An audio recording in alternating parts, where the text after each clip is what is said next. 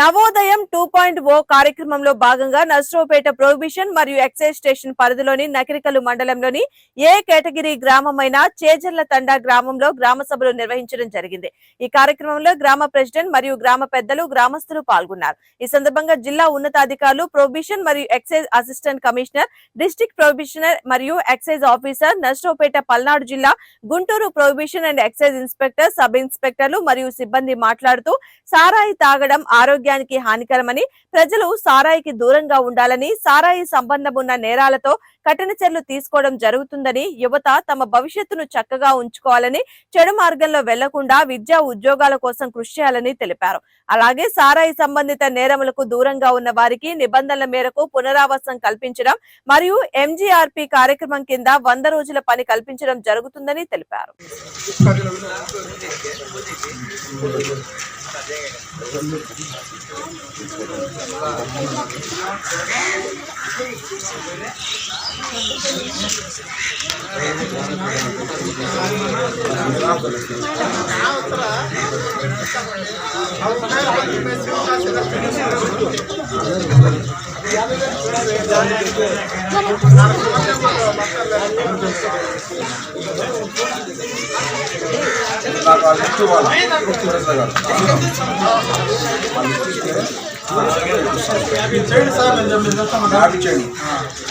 మళ్ళీ ఇంకోటి హామీ ఉంది.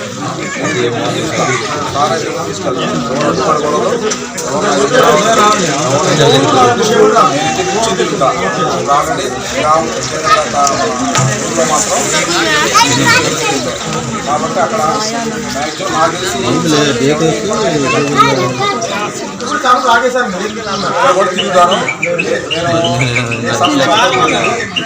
దొరికితే మాత్రం కేసు రాస్తాం. దాన్ని సహకరించడం తర్వాత గ్రామీణ ప్రకారం ఫాలో అవుదాం.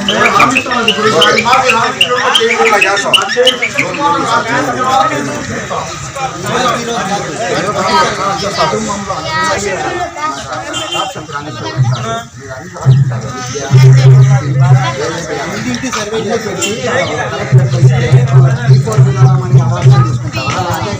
డెవలప్మెంట్ మేము అనుసంధాన ఇంటింటి సర్వే చేస్తాం. వస్తారన్నా